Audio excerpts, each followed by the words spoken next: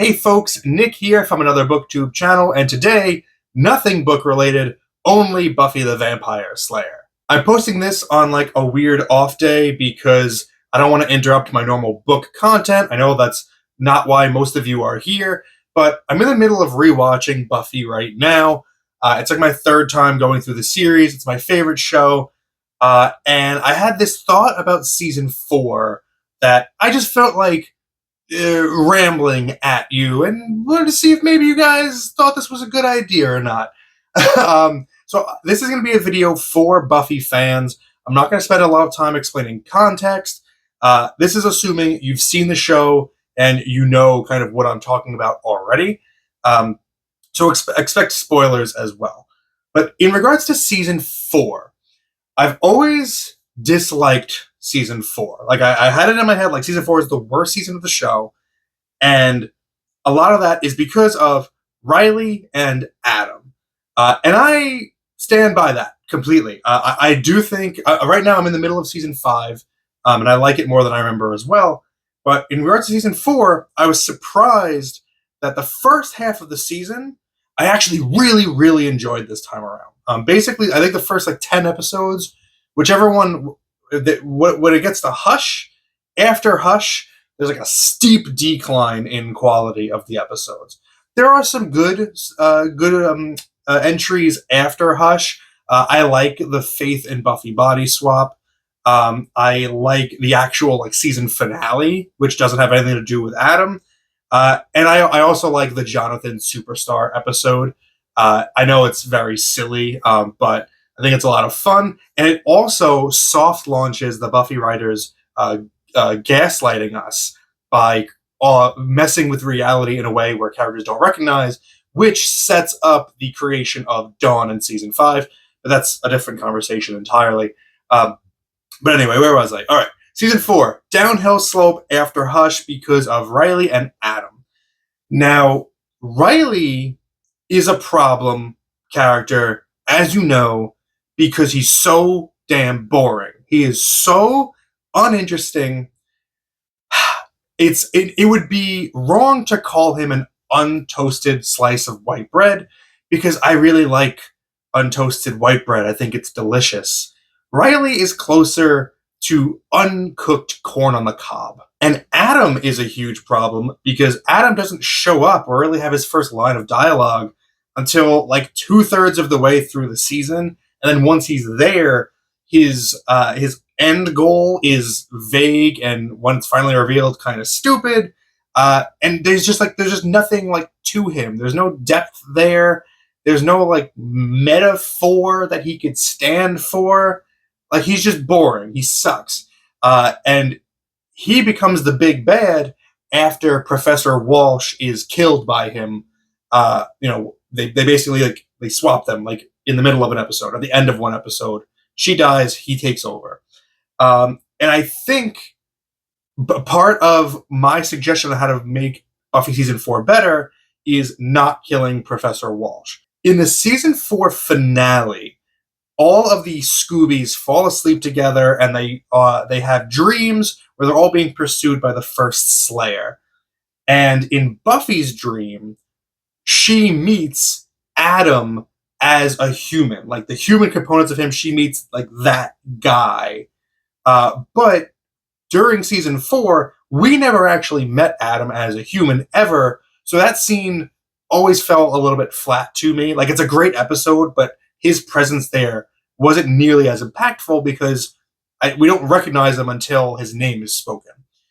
And so my initial thought on how to improve season 4 was to establish Adam as a human character early, have him disappear, and then show up later as the demon stitched up Frankenstein monster Adam.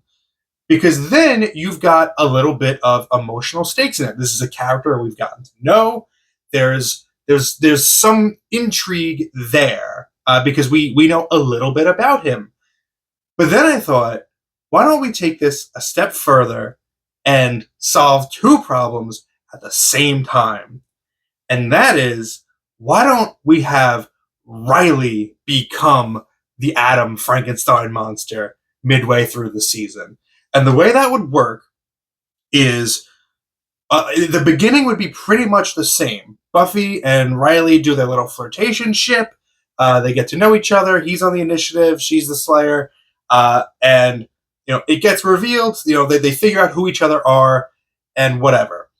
They have those initial misgivings about how each of the other one is handling things. Buffy doesn't like the way the initiative handles their business. The initiative thinks that she's too fast and loose with the way she handles threats.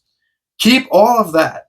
But instead of having Adam already be a thing, instead of having him kill Professor Walsh, Riley goes on a mission and is killed on the mission. And Professor Walsh can't deal with it because she loved Riley. We saw that throughout the season. She had like a connection with him. He was like her special little guy. So she takes him, can't let him die, decides to use him in this project that she's developing. And they've got like the demon components already, but they needed the right human to fit the mold. And that's going to be Riley. So this is her way of getting her boy back.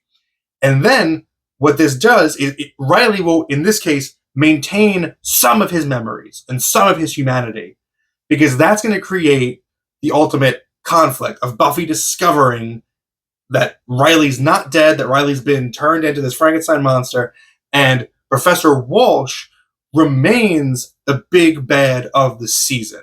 Because that is, to me, a lot more interesting, a lot more human story. It continues that conflict of how each side is dealing with the supernatural threats.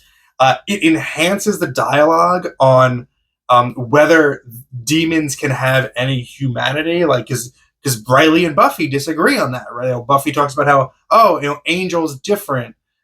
Some demons really aren't that bad. Some of them, you can have a conversation with. And Riley is very much against that initially, but then he becomes that. Like there's just like a good foundation for drama there that would have been so much more interesting than the complete nothing that we got from Adam and Riley. And most importantly, the way this would wrap up is that Riley would die and the season would end with no more Adam, no more Riley. And then we'd be done with them all.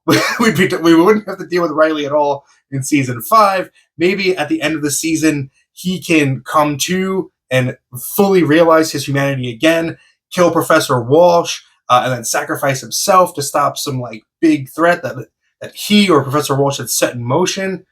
Something like that. That would have, to me, been so much more interesting, and that would have saved season 4 and kept it interesting instead of what we got. And I hope you see what I'm going with there. I hope you agree with that. And if you don't agree with it, that's fine, but do keep in mind, would it have been any worse than what we ended up getting in season 4? Let me know your thoughts about this suggestion in the comments below. And hey, maybe it's not too late. Maybe we could fix this. Like Joss Whedon, nobody's talking to him right now. He's got time on his hands to maybe go back and like fix this real quick. And we just get the gang back together. Be like, hey, I just watched this YouTube video and it's better than what we did. You want to just like film it again real quick? Why not? Who knows? That could be fun. So let me know if you think this is a fun theory or fun suggestion in the comments below. Thank you for spending some time with me today. But now it's time to get back to watching Buffy the Vampire Slayer.